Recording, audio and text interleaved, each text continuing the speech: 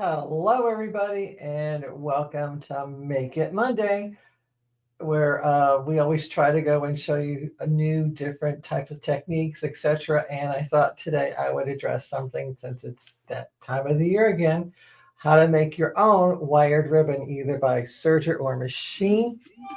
And I'm Jim with Amy Sews, and I got my serger all set up. Usually we would do our wired ribbon by sewing machine, and that would be where you would go and set your machine up for a zigzag stitch, and then just zigzag right over the edge of a wire or a chenille stem, much like what I'm going to be using today to give it a totally different look.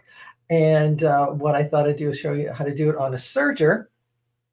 And I'm using cotton fabric, and I'm only using a single layer. So if you wanted one that was a little heavier, reversible, looking good on both sides, because this one has a nice print that actually is kind of intense, and you can see it on both sides. So I'm just doing this white print, and I'm doing a single layer, and I got my serger all set up. So I'll take you over there now so we could see how to do it. Oops. And let me get my camera in position here. And I have my serger all set up to do a 3-thread rolled hem.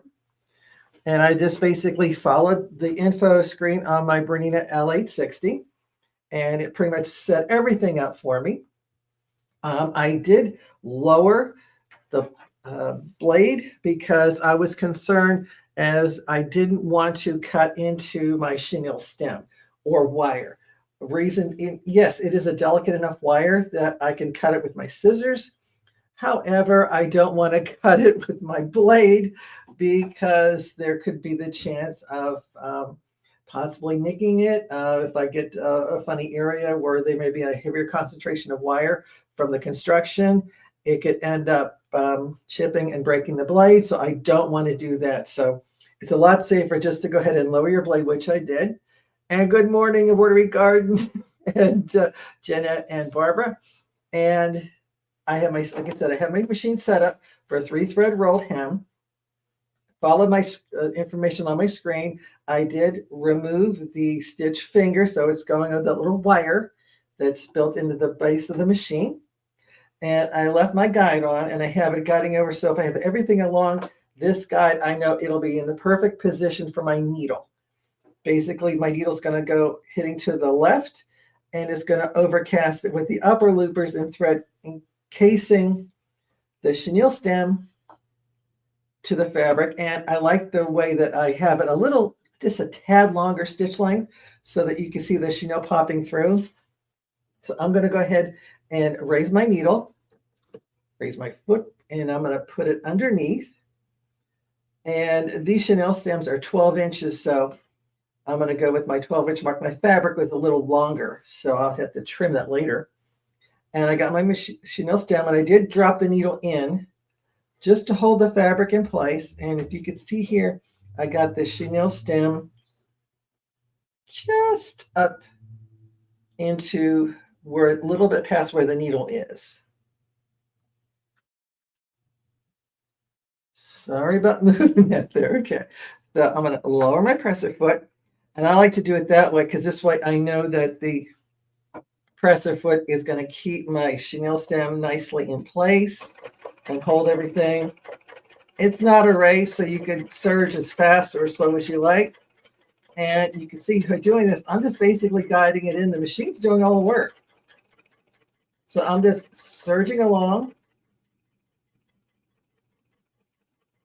And sometimes I think it's a little easier doing it on the serger than the sewing machine, because how many times have I done the zigzag and actually hit the chenille stem? It can happen. And then I can just sew off.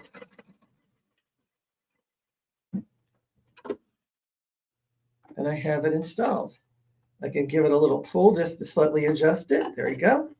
To give it a nice clean edge, because sometimes if you hesitate on allowing the chenille stem to go through, it may hold the chenille a little bit. But now I can just take it and wrap it over, and I got the first petal of my bow. And Jeanette, you need to get your serger out of the box, okay? And another thing too, if you want to, you could either work with a shorter fabric, or in this case, what I may do is I could even trim this. Let's say if I got a little over generous with my end, and I'm just going to go ahead and trim away about 3/4 to an inch on both sides, so that my chenille stem is actually 3/4 to an inch longer than the fabric. By doing that, I can actually take those ends and twist it together. And that'll help to secure the bow like that. And then when I put it together, it'll stay like that. So I have a petal. And what I find is if you use like an odd number of petals, let's say if you have 7 to 9, that makes a really nice full bow. And again, it was just by taking my fabric, which in this case was about 1.25 inches wide, and my chenille stem, or you can just use plain florist wire. The only thing is when you're using the florist wire, you may want to go with a silver, the one that's not painted green, because it may blend in better depending on the color thread you're using. And also too, you may want to have your stitches a lot more closer together to hide that. Or you could use a chenille stem, which adds a little volume to the edge of the ribbon. And it's readily available. Most craft dollar stores have them. And you can adjust your stitch length to how much of the pile of the chenille you want to stick out. So again, if you have it a little more open, it'll show more of the pile of the chenille. And the other thing though is that if you're doing that, make sure that you're guiding everything in evenly, because otherwise you may get a little bit of rippling there. But if you're hitting everything just right, you'll be able to slide that wire ribbon through, or in this case, the chenille stem, and allow you to adjust the edge of the chenille so that it matches the fabric and you don't have any ripples or pleats in it. And like I did on this one was done on a sewing machine. And as you can see, I did have a separate fabric on the back. So this way I have 1 layer of fabric. I use my preferred fusible web in between the two to bond them together, then cut them out. Actually, I use my scan and cut to cut out all the petals for the bow and then the tie part. And then I use the metallic chenille stem, which I think looks really nice.